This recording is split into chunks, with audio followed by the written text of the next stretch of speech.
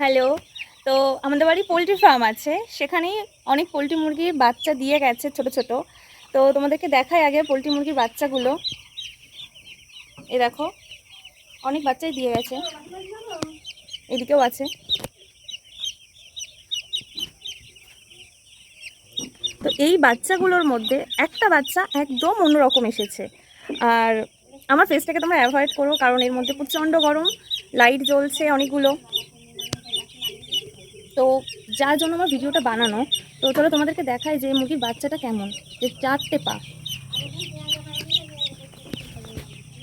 এই দেখো, তো এই দেখো বাচ্চাটা,